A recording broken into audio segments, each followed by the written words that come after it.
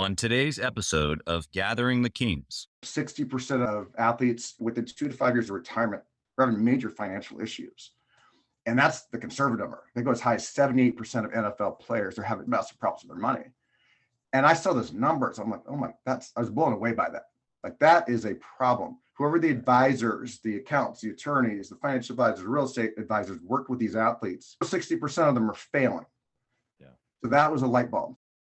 You are listening to Gathering the Kings with Chaz Wolfe, featuring fellow 7, 8, and even 9-figure business owners who have real battle scars from business and life, but have prevailed as the king that they are designed to be. We welcome high-performing entrepreneurs to the stage in order to reveal the real of the real on what it takes to build a successful business today. We dissect the good and bad decisions they've made along the way that give a true and accurate picture of the journey of success and how you too can get there. Through this dialogue, you will learn the value of growing your network and surrounding yourself with power players and kings like today's guest. Grab your pen and notebook because we're about to dive in. What's up, everybody? I'm Chaz Wolfe, Gathering the Kings podcast. Today I've got Brian Ouellette here on the King stage. My brother, how are you? Doing good, Chaz. Good to see you, bud. It is great to see you as well, even though it's the wee hours of the morning. If the guests have a pleasure of watching the video here, they get to see the sunrise come up in your backdrop there. Yeah, the lighting is going to get better as we go here. So It's good. It's good. Brian, what kind of business are you in, my man? Right over that way. You get to see the sunrise. I love the sunrise. Beautiful. So That's a good way to start sunrise, the day, sunset, 100%. Yeah. It all works. There's that old adage, beat the sun up. So you did that here today. Yeah, always. Brian, what kind of business are you in, man? So I'm in a SaaS business, software as a service. Built a software app over the last, it's 2 years, September 20th, 2021, when it got knee deep, 7 days a week, been building this thing out 7 days a week since then. So over 2 years now. Love it. And what does the software do? So the software, we'll probably touch on it. My background, even in college, but out of college, Wall Street interested me. So I moved out your neck of the woods out of Chicago, working the Chicago Board of Trade. We got into finance out there, got all my licenses, was a stockbroker for 10 years, got out of the business, started a sports apparel company, which every financial advisor does. You go from being a financial advisor, started a sports apparel company from nothing. And then began coaching pro athlete advisors in 2010 after a sports agent buddy of mine, and we may touch on this, but shared me this crazy statistic on pro athletes and their money.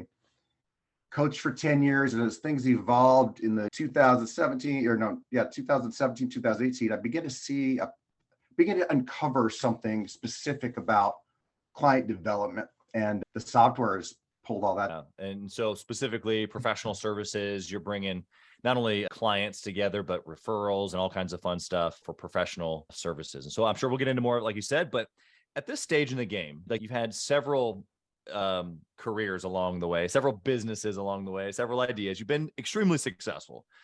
Why are you still at it? Like, why develop a new software a few years ago? Why go 7 days a week, knees deep in it? What are you pressing for? That's a good question. And when you're in the midst of it, you often don't even think about that because it's what you're in. You've identified like what you really want. Yeah. And to me, it's pulling everything together.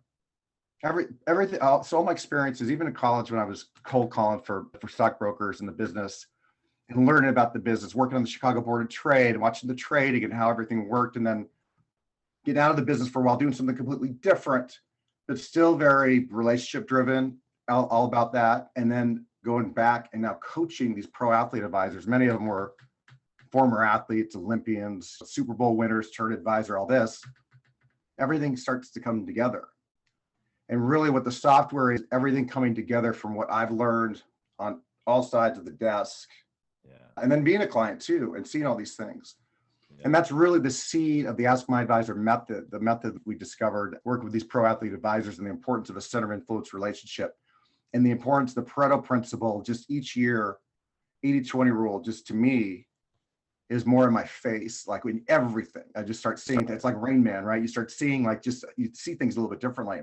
And at the core of it, the Ask My Advisor method is about flipping. We're so in business often, we're taught this early on, we watch it. We're so focused in getting new clients every which way. We rarely go the opposite way and focus on our best clients and develop those relationships.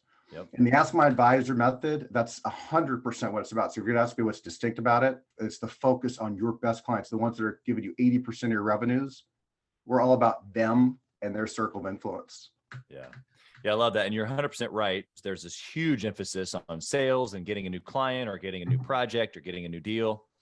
And a lot of times it's just difficult to manage the back end because it is relationship, it is value, it is pouring in, it's paying attention, all the things that it's just easier to go get another new client. And so I think that you're onto something.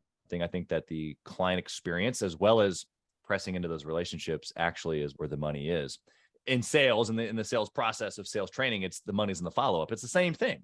Yeah. Even if you haven't gotten the client yet, the money is still in the relationship building portion of it. I love that. I love how you brought it all together too. I think that every entrepreneur at some stage, and this is a little bit of the king mindset that we use even inside of Gathering the Kings, is like there's little steps along the way that we go through as entrepreneurs and we transition into the next. And I think that there's a play here inside of being a king where you look back and you go, okay, so I have an experience here. How do all these things come together? Because that's probably what you were really made for, was to bring all those things together and then provide a solution, which sounds like you're in the midst of doing right now. So that's pretty cool. When did you have that realization? What is it like a light bulb? Oh man, I have all this stuff and this makes sense. Or were you in a sticky situation and there was a problem to solve? And then later you realized it was bringing your history together. When did you find this out? It's so funny the way you laid all that out, because so many of the pieces that go into where you and I are right now, everything that got us to this moment right now, a lot of them, if you could go back, I want that, I don't want that, I want that, I don't want that, you begin to realize, no, you need every single one of them. Yeah. And I don't totally believe that you only learn from the hard times or from the challenges or the bumps of the road, but you learn a heck of a lot. A lot of those pivotal single moments happen in challenging times where with my kids, I've got 3 children. A mantra we always have is we find a way. So whatever it is, okay, we find a way. And that just opens up all these possibilities. So it's the same thing here, you find a way. And so the paths, my paths were dissimilar at moments, but very similar at moments. And there's a common thread that runs through all of that. And that's the culmination of everything. It's all pulled together. And you always wish this would have been great to do a decade, 2 decades ago. Maybe I wasn't ready though. Maybe it wasn't, I don't think I was. At this moment, it all came together for a reason. Yeah. And you asked really what was the tipping point as far as the idea. When I got in the business in 95, the stock market was just starting to heat up. So graduated from college, 94, 95, stock market starting to heat up. Got in the business, was at Payne Weber's UBS now, but Payne Weber's one of the old school wirehouse firms. Business was good. The market's going up. I'm this kid in my early 20s, going to my mid 20s, getting all this business. And a lot of it became by referral, which is funny if I look back, my Lord, that's amazing. A rising tide raised all boats. I say this often, it's like rising tide raised all boats. So people were feeling good. Yeah. And so you get these referrals and you create these relationships and do these things. And you're like, man, that was so easy. Let's just continue doing that. And then time gaps pass and you begin to realize referral marketing, in a lot of ways, it's past a marketing game. Right. And you're coached in the training program, we were coached, you ask for referrals and all the standard, ask for 3 referrals, do all these things. Me personally, I never like doing that. I don't want to go to my doctor and leave my doctor's office and have him say, hey, your physical went great. 2 or 3 people need physicals and need a doctor. That business, you don't do that. Yeah, seems odd. Yeah. In other businesses, especially client-facing trusted advisors, accountants, attorneys, financial advisors, realtors, venture capitalists, consultants, anyone under that umbrella, that's our creme de la creme member client, right? That's part of the business. You do have to trigger referrals in some way. Right. And we always say we want bait in the water. We'd rather have bait in the water than none. So asking is better than not asking. But are there better ways? Because really asking, as far as a status, it's a low status request because it doesn't put you in a really good place in the eyes of the other person, oftentimes. Yeah. So with that, so that was a seed of it. In the 90s, I'm getting all these referrals. I'm like, how do I get more? And then you get another referral, you forget about it, you move. And that just was a continual thing throughout business. I saw, God, there's this connection. There's these 2 people, and it's like setting up a relation, you got a buddy, and you're like, oh, you got to meet this girl. She was great, vice versa. They'd be perfect for each other. And sometimes the setups are not so easy, right? It's the same thing in business. And so that seed was there and it was growing. And I'm coaching all these pro athlete advisors. The unique thing with the pro athletes, So the big reason that business began was there was a Sports Illustrated article from 2009, I think. It was How and Why Athletes Go Broke. It's a groundbreaking article. People realized, you'd always heard over the years, athletes were having trouble with their finances. Right. This one laid out numbers. 60% of athletes within 2 to 5 years of retirement were having major financial issues. And that's the conservative number. They go as high as 78% of NFL players are having massive problems with their money. And I saw those numbers. I'm like, oh my, I was blown away by that. Like, that is a problem. Whoever the advisors, the accountants, the attorneys, the financial advisors, real estate advisors work with these athletes, 60% of them are failing. Yeah. So that was a light bulb. So Pro Athlete Direct began that business 2010, August of 2010. And so you figure, you build that business, you figure, okay, we'll work and develop the relationships with the trust advisors with the athletes to fix this. I quickly learned now they've got a gatekeeper. It's the sports agent. That's right. And at first I'm like, yes, that's a whole nother layer. And then I realized, oh no, that's gold, because sports agents are one of the best center of influence relationships you can have, because they're not just connected to the athlete. They are a hub to everything. Exactly. So the business really began coaching around that, developing that sports agent relationship, and really developed the relationship around a center of influence. And as I got cooking, moving along, booking along, I realized, okay, that's great. A lot of the people I coached were former athletes, like I said. A lot of them Barron's top 100 advisors, some of the best advisors on the planet. I realized even if you had relationships already with sports agents, you still want more. And even if you didn't have them, you were starting from scratch and having developed these. I began to see this. It was like a light pattern in the back of my head. I'm like, wait, all these advisors, especially these real successful ones, they've already got a center of influence that is far superior to the sports agent. It was their existing clients. Yeah. And we don't think about that too often. You don't think your best center of influence are the people that are writing checks to you and paying you a fee, paying the commissions, using you and staying with you, being loyal to you. How many times we have them, okay, and we move them here, and then we go, okay, we'll go after the next thing. We focus on the 80%, not the 20% that are giving us the 80% of our revenues. That's right. That's how my business was all the way as an advisor, as a sports apparel business, and then coaching pro athlete advisors.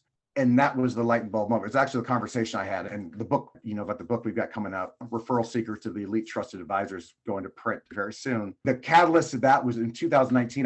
There's a little neighborhood coffee shop here. I was talking to a buddy of mine, and I was in the middle of dealing with an insurance, our umbrella insurance. The provider I had it's not a good customer service relationship I've had with this group that has all of our insurance. And I was hot. I'm like, we need to move everything. And this guy, he's insurance, big time in the insurance business. Yeah. He's like, you got a Cam Gravrock, give him a call. And I knew of him. His mother in the neighborhood here has trained like 30,000 kids how to swim. They have a pool at their house. And she's been for decades teaching kids how to swim. So that's his mom. His sister's married to a fraternity brother of mine. I definitely knew his name. He's like, you got to call him. So within about 2 hours, Ryan sent an email, connected us both. We chatted back and forth lightly on email, like you often do in a situation like that. And then poof, nothing happened. And it was like we talk about in the book, I think I call it, we want to be dramatic in the book, the referral the referral that became a nightmare, right? We want to be really dramatic in the book. He's a great guy and real good insurance broker. We just haven't connected. So that was the seed. I'm like, man, this happens all the time where there's the perfect situation. Like, I have a big need. A ton of business. business. I was motivated because, this guy, I know this guy. I've been at his childhood house no less than 50 times because our youngest learned to swim there. Yeah. Nothing happened. And it happens all the time. Back and forth is a business killer, because if you go each time of a back or a forth, that's right. There's another momentum. It's momentum. So the gap of time to get something done begins to dissipate, extend. And there's so many times I watched this in my own business and around me where a day, a week, a month, even a year goes by where there's the perfect situation for these two people to come together and they don't. And so the idea is, how do you solve that? And how do you solve it like in a frictionless way? Make it just simple. And that's the seed of the Outside Advisor method. And that's at its core, it's providing a frictionless way for people to come together. That's it. Yeah. That's where at the core, what the method does and what the software does. Because we coach, we're education-based marketing business. That's the way I enjoy doing business, and it's how I get the most out of partners and businesses I use. We show 3 ways to use the method. We show a free way. You literally just use your email, and in our webinar, we give you the email to share. There's a second way to do it. They're both there's 2 DIY ways, do-it-yourself ways. One's a free way. Another way, it's connecting a bunch of the service providers together, doing something similar. Yeah.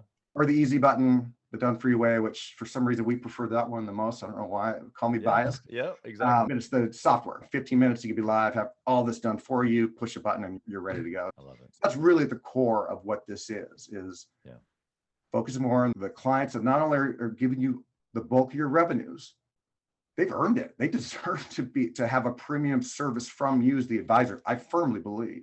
That's right. And that's the core of it. I love it. You've given us not only just the perspective of how it came about, but I think just the journey that every listener goes through as an entrepreneur, whether they're in SaaS or the trades or tech or real estate for that matter. It's we go through these iterations, right? These stages of ideas and things, and that we can look back and we can apply.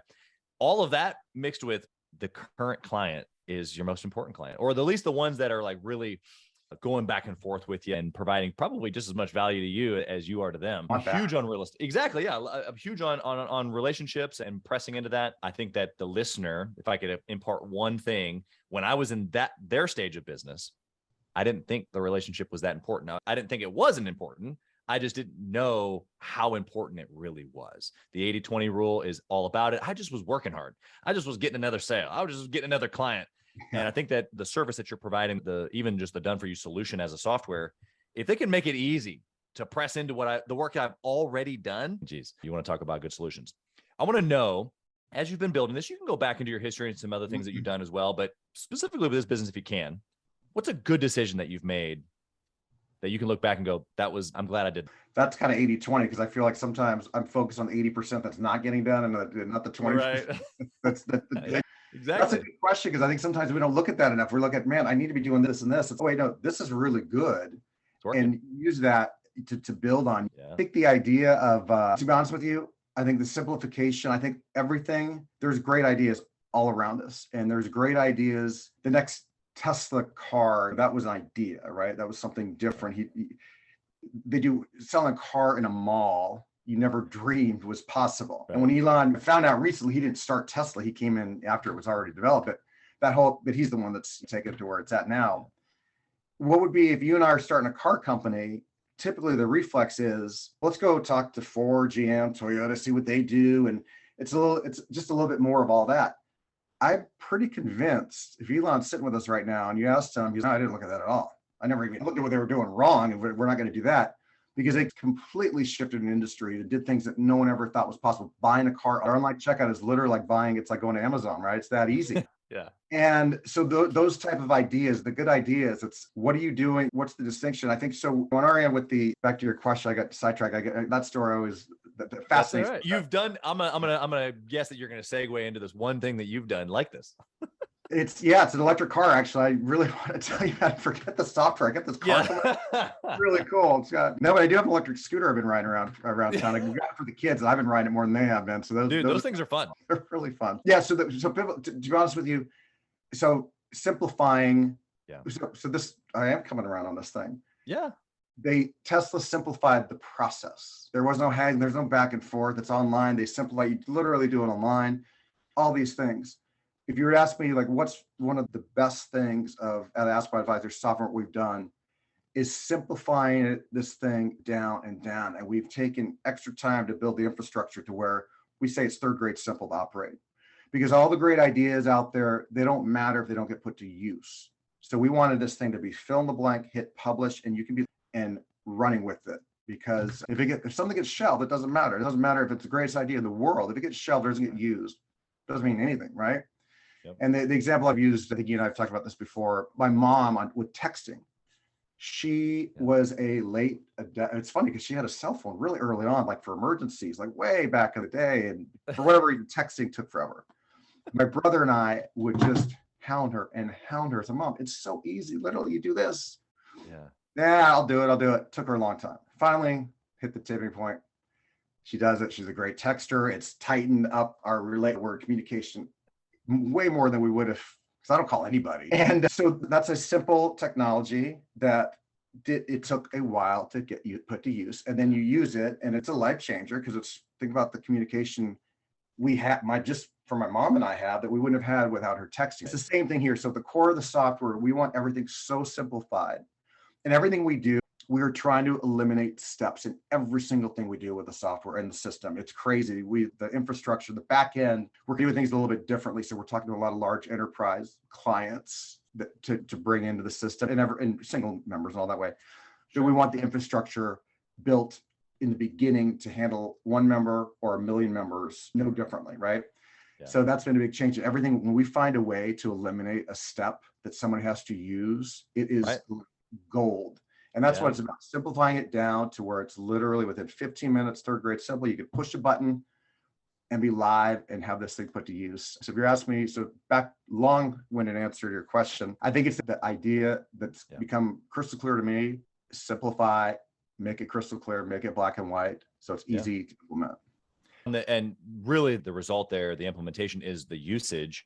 And so you can take that same mindset for the listener here who's paying attention. It's not just, okay, well, I don't have a software. Does this really matter to me?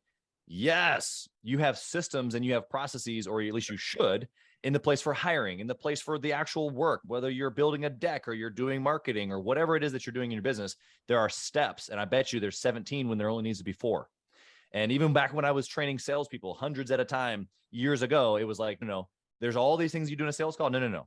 4 steps. That's it. Because everybody can remember. I can know exactly where I am. 1, 2, 3, 4. I'm in the middle of stage 2 right now, or whatever the scenario is for that sales call. The reality here is simplify, because it can be trained. You can use it. Like, all of these very valuable things that you're saying are applicable in every other area of the business. Do you want to add anything to that little twist I gave to it?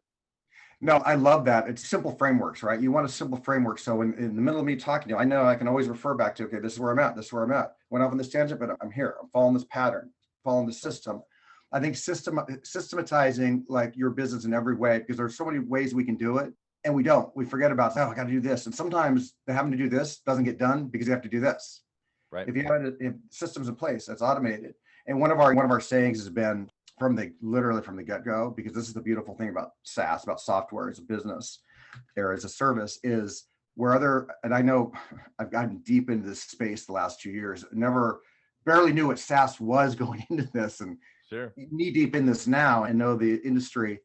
A lot of these companies, especially the ones that do these big rounds, SaaS has been super, super hot the last couple of years. They started adding headcount. We added 20 engineers. We did all this stuff. We're the opposite. We look at technology. Technology most of it should be automated. So we say where others add headcount, we automate, and we're driven by that. That's a really big thing, because when we look at our business, do we put all of our money into headcount, into customer service? It can be systematized, doesn't need to be there. Things that can be automated, run within the system if it's simple enough. Do we do that? Or do we work on having the single best world-class software platform solution and put all our effort and capital into that, and let the other stuff be handled by what technology and software allows us to do, most of it automated? So as far as the back end system, it goes back to whether we have 1 member or 1 million members. We built this to be run very simply and ideally run. That's why with a lot of a big business model right now is you move opt-ins to a call center, and they do a call center, and then you move them to the next part, step. Our software, we don't need that. And even I think a lot of businesses do it because this is what I'm supposed to do. We don't need that. We can run everything off a 30-minute webinar. Right. We call it a 1-page webinar, right? We're moving everything to 1-page webinars. We've got 1-page lead magnets, those type of things. We want everything just really easy to digest. Going back to you talking about the 4 steps when you're training these hundreds of people, right? We don't need, I need 4 because I know exactly what each step does and how one feeds the next. Yep. And it's the same thing with us. We want everything just simple and eliminate. Each time we eliminate a layer, we open up possibilities. I firmly believe. Yeah. It feels like you're getting rid of things, but like you said, you're opening things up. I want to flip the coin here. I want you to tell me about a bad decision. You said you got a lot of those. You focus on those a lot. What's one of those decisions that you're just like, that one hurt? Yeah, there is one. And I'm committed to, I think it's going to be ultimately one of the biggest ROTIs, return on time investment, and ROI, return on investment, there's a group that I've known for years, for probably a decade, maybe, being around the digital marketing world. Really good Facebook ads group. Not going to name names, and we've been Facebook friends for a long time, and a one-off offer came to us, a private group, to do it all. And I'm like, this guy's one of the best in this ad business. He's never done this before. Literally do the ads, with a webinar, which in hindsight to realize how important it is that I write the webinar, being the person that developed the software, write the email sequences, do the ads, do everything. And so now this is getting clear because I've blocked this out a little bit at times. So I might see a tear come down. You're hitting, it's like Dr. Phil moment, right? You're hitting for me. Welcome. But in hindsight, when I look at that, it was trying to hit the easy button and do too much of the work. There's a balance, right? Sometimes hit the easy button when you can do it and it makes sense strategically and it's going to eliminate things you shouldn't be investing your time in. But to me, it was almost too good to be true. Right. And I hit that button and it just didn't work out. The first 45 days were great. Everything was in line and things just fell apart. I don't know what quite happened there. It was pretty frustrating, but it was a significant investment. Yeah. Not just the capital, it was the time. Right. Because, oh, wait, this is getting this very important. That's very important pieces of the puzzle, like the most important, the fortunes and the fallouts, with email sequences, the webinar, all these things, the ads, all that stuff. When I should be focused on them, I was doing other things because this is all taken care of. I hit the easy button here. That's right. And that didn't work out. And so we've had to pay for that, but you learn from it. Just talking about it right now, I realize the things now that we've integrated to fix that, to don't have those misses again. You can have them and you'll learn from them. But what do you do to eliminate those misses again in the future? So that stings. About a year ago to this month, maybe September. And that kind of went. Yeah. And I think that most entrepreneurs, if you're trying to do anything significant, you've made a large investment in marketing, a large investment in time, trying to figure out how you can reach more people. And that's the reality of growth. Growth is expensive in that way. And I can relate. It's not even, it's difficult because it's not even really a mistake. It's that hurt because you don't really know until you do it. Like you said, you hit the button, you learn now, okay, fine. But the reality is that there's going to be another agency of sorts that you're going to hit the button on again. And it's just going to be a little bit lackluster. Unfortunately, that's a little bit of digital marketing. Doesn't mean that it's right. It doesn't mean that it's the end result, but that's how it works sometimes. I want to transition here to the speed round. We're going to come at you in a little different angle. I want you to take this referral software, this simplified process, and I want you to tell me the one thing that you would track if you could only pick one thing forever and ever. I know exactly what that'd be. How it grows from within. Okay. And when I say within, one of the things we're in the process of doing right now, can I go a little longer on this? Go ahead. Tap into something right here, is we've got our different phases of how this rollout it works. And one of the key things, this is a little non-traditional for SaaS. I would rather we've got affiliate software built into our marketing system that could push a button that's easy to use. And that's the way to go for sure. I would rather, especially with the trusted advisor, the relationships I have with people around in each of these industries that I've got relationships with in the accountant world, the legal world, the financial world, venture capital, real estate world. I'd rather, there's a bit of a gray area when you bring people in and they're promoting your product, but they're getting paid for it. That's not a bad thing. That's how business works. Sometimes to me, it loses some of its authenticity though. If I'm really trying to get to a solution, I'm like, well, they're selling it, they're promoting it, and they're saying all these great things, but they're missing these other things. I'm trying to make a decision here. And so one of the things I prefer, because the industries that we've got relationships with, they're all complementary to each other. Sure. Is to continue to educate. We're education-based marketing. So we've got a vast amount of tools to educate and show people ways to implement this business, whether they never use our software and do it yourself way, but just things to uncover about their business to grow it that they haven't considered before, all the way to using our software, right? I'd rather educate through those channels and have those channels educate through mine, where they can make their offerings to my people and vice versa, to where it's more of a conversation. And there's never that thing. It's kind of like these reviews, and you see these big names reviewing these things. And you're like, that's great, but it gets a little bit diluted because I know, well, you're selling the product, or it's at our core, we're education-based marketing. I want to bring the best that I have to people and let them make the decision. Once you look at the software, it should be pretty easy. If it's not, then it's not for you. Right. For the people it's for, they're gonna be like, holy cow, this is exactly what I want. I don't know if I answered your question exactly, but so when I say grow from within, we want to grow from within as far as with our strategic partners and influencers, people we know, grow from within, us just having this solution that's not been done before in this way. And also when I say internally, from our members themselves, having them grow it, not because, hey, send us 5 advisors who become members. If they're members for 60 days, we'll give you 10%, or we'll give you a toaster oven, or we'll give you this Amazon gift card. I don't want any of that crap at all. Right. That's messy. And I'm on the other end of that. I don't want it. But what I do want, we talk about this in the book also, referrals. Perry Belcher, Ryan Dice's partner, Roland Frazier, Ryan Dice, he said this years ago. I remember him saying this, really stuck with me. He said, referrals are at the top. They're about status. When I say, Chaz, you got to go see my guy. Oh, he's the best. You need a turn. This guy's the best. Oh, venture capitalist, you're looking to raise some more money. Oh, she's the best. When I do that, it's a status play. If my advisor sucks, if my advisor's no good, I'm not doing that. That's would lower my status, right?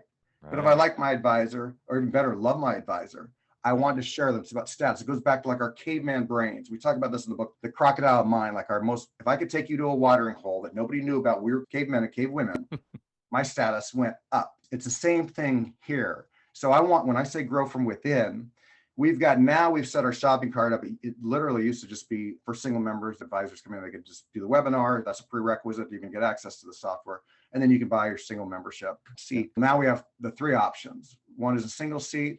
Now, because I'm talking to not only large enterprise clients, but 5 to 100, 150 person offices. Sure. Now there's 3 options. Second option is the group advisor option. You can buy 2 to 100 seats immediately online.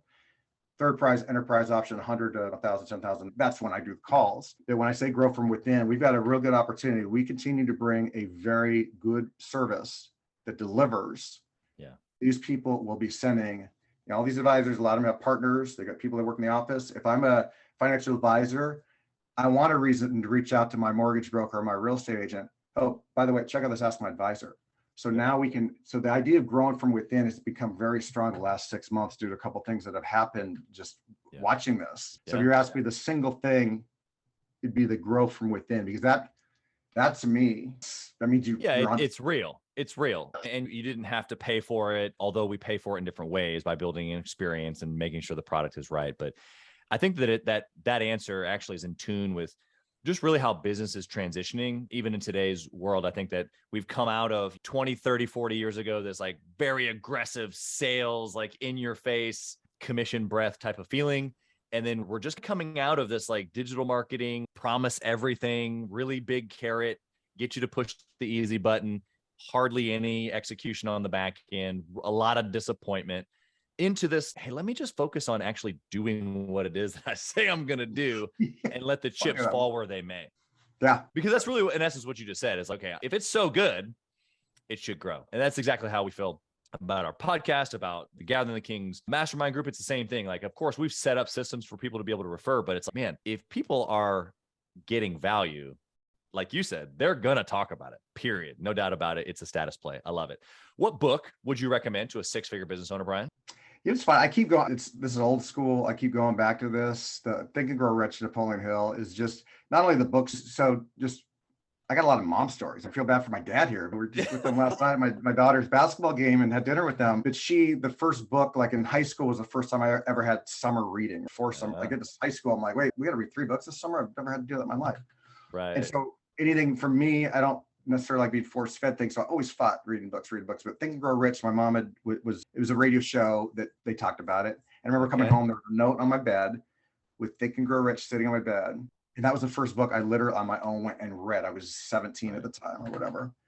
And that's talk about a common thread. That's just always been there in the background. And Napoleon Hill's got these great, Amazon Prime's got the video. I think YouTube you get it, but his videos are just timeless, right? Yeah. So that book, hands down, because that book is a hub to so many other people. You'll see that book come up over and over again. And a lot of people say, I've heard about it. All right, glance, I read it. That's a good baseline book to read because it covers everything. Yeah, it's a great book. It's the only book I read every single year. So I've read it a ton of times. Actually, I usually read it in September. And so I just got out of my September study. And so I'm fresh on that book. We could go a whole podcast just on that book, but we can't do that now. Awesome. I got one last question here for you, Brian. If you could whisper in the younger Brian's ear, what would you say? This question, it's interesting. I've got it's a Dr. Jekyll and Mr. Hyde. The first one, and this goes back to almost the easy button, is my mind goes to the mistakes, right? The mistakes you wish you hadn't made. So it goes back, God, if I, at that moment, like to me, in the book, the upcoming book, we've got these two hyper productivity chapters. They're 2-page chapters. We brought in people like Roland Frazier wrote a chapter, Dennis Yu wrote a chapter, Mark Lack, John Lee Dumas. John Lee Dumas wrote the foreword. He did do a chapter. We got a bunch of people. Dana Derrick's great copywriter on the Dream 100. He wrote it. Yeah. So the idea is, so we got these little hyper productivity chapters, and at the core of that is there's pivotal little moments. Sometimes you get the most I get from something is literally you just saying, oh, that one thing you said. We talk about these that one thing that really stuck to me. And it was that tipping point, that domino, pulled a whole idea or concept together. So that's the one side of me, is like, I had these mistakes. So had you not done this good, and all these things. On the flip side, and this is like I think just trying to mature and be a good example for my kids too, is those are all necessary to get to now. Without those, you're not now. Yeah. And it makes me appreciate things a little bit differently and realize, no, you needed those for this foundation. These ideas, they don't just come about without this. Yeah. It's a combination of all of it, right? Yeah. So to whisper to my young self is, don't beat yourself up so bad over the little things. Yeah, that's so good.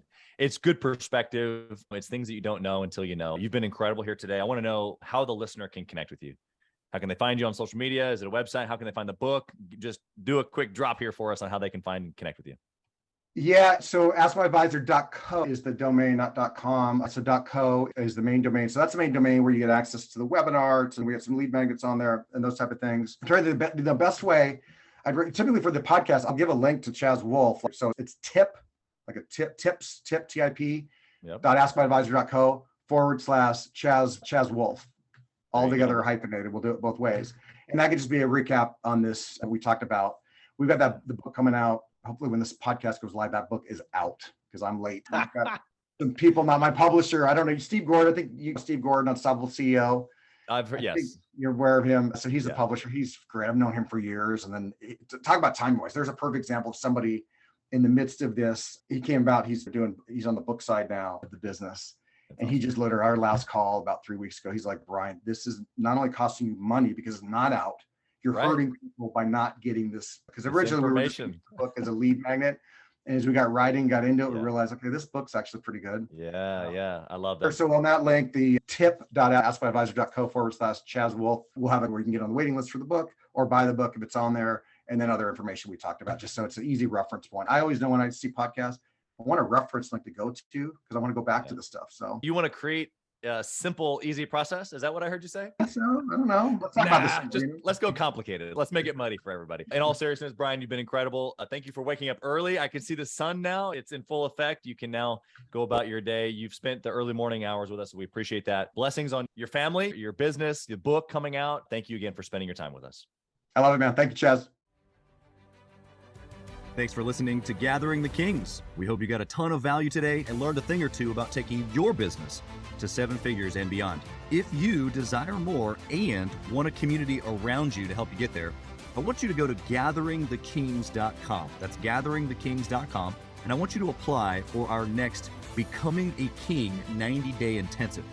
We are extremely exclusive by nature as a group. What that means is that we're really wanting only the entrepreneurs who take their business and targets super serious to apply. So if that's you think you got what it takes to level up your business, I want you to go to gatheringthekings.com and apply. And we will see you on the other side.